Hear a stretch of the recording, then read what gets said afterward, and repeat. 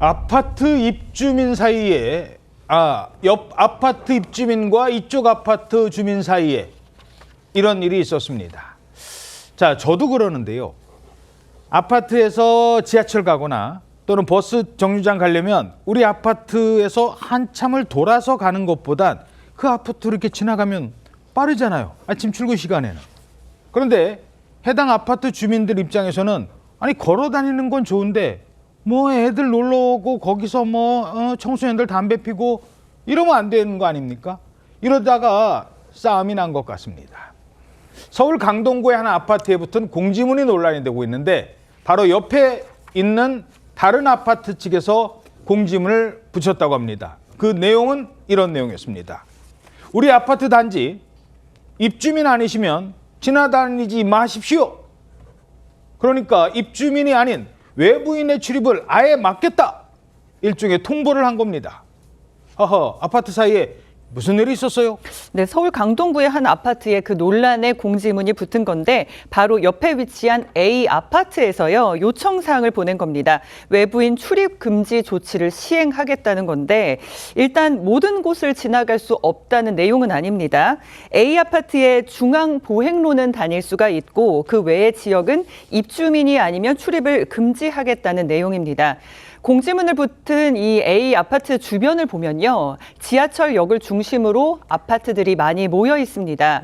그러니까 지금까지 옆 아파트에 사는 입주민들이 지하철을 타러 갈 때 이 A 아파트 단지를 가로질러서 많이 다녔나 봐요. 예. 그러니까 이제 공공보행로처럼 인근 지역 주민들의 이 통학 출근 동선으로 이용이 되면서 여기를 출입금지 조치하겠다고 해서 논란이 되고 있는 상황입니다. 우리 아파트 주민만 갈 수 있습니다.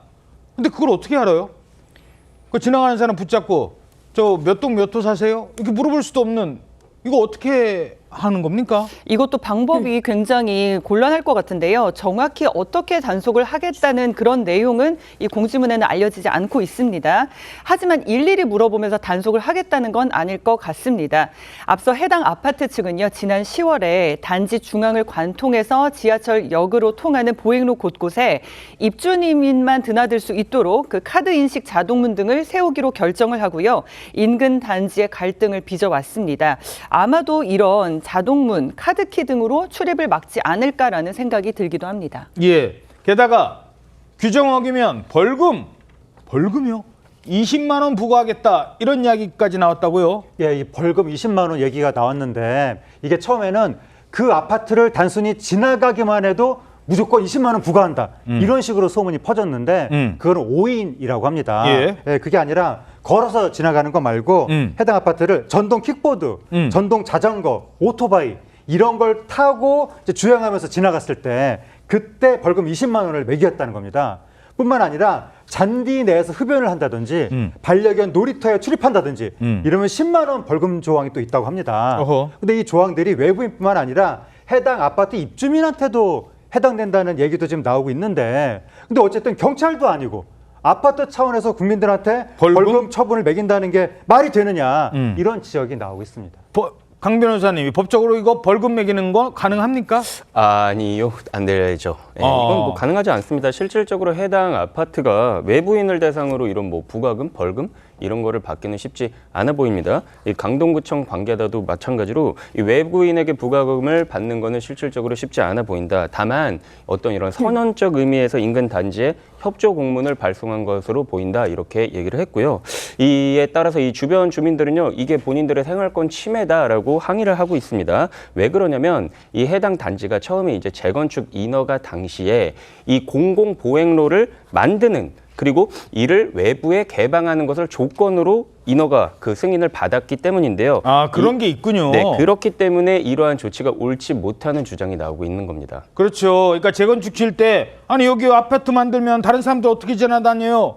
아, 여기다 도로 만들어 드릴게. 여기로 지나다니세요라고 했는데 이제 그래서 중앙통로는 못 막는 겁니다. 대신 다른 곳은 못 간다.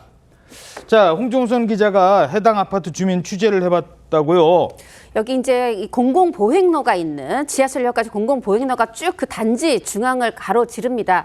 이 아파트 주변에 3개 단지가 있더라고요. 예. 근데 3개 단지 중에 2개 단지의 청소년들이 바로 이 아파트 지하 주차장에 가서 소화기를 난사하는 사건이 있었던 겁니다. 아. 그래서 저는 이제 이 단지도 아니고 이 소화기 난사가 있었던 2 단지도 아니고 나머지 한 단지 주민과 좀 통화를 해봤습니다. 예. 그랬더니 그동안 양쪽에서 조금 서로 조금 얼굴을 붉힐 만한 일들이 있었더라고요. 예를 들면 먼저 이 공공보행로를 가지고 있는 아파트에서는 여기에서 이제 공공보행로 지나다니면서 어느 할머니가 넘어지셨다 그래요. 오. 그랬더니 이거 우리 고속도로에서도 다치면은 그 고속도로 공사가 우리한테 배상해주지 않냐 이러면서 여기 공공보행로를 잘 다지지 못했으니까 넘어지겠으니까 그 아파트에서 보상해달라. 병원비를 냈다 이런 일도 있었고 또 여기 실제로 전동 킥보드라든가 전기 자전거 오토바이 택배 오토바이나 음식 배달 오토바이들도 여기를 많이 다닌다고 그래요.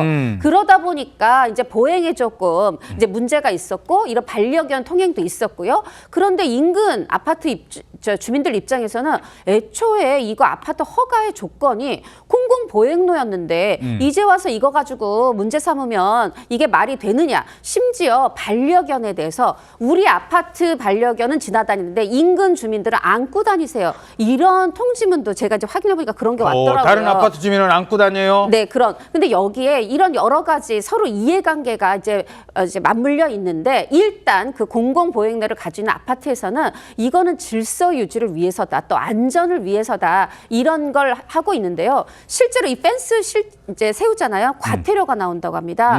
그런데 이 과태료가 단 한 번밖에 물려지지 않는다 그래요. 그래서 지금 그 해당 아파트 입주자 대표 회의에서 과태료 한 번 내더라도 이걸 세울 것인지 아니면 서로 다 함께 좀 공평하게 이용하자 하는지 아직까지 결정된 것은 없다고 합니다.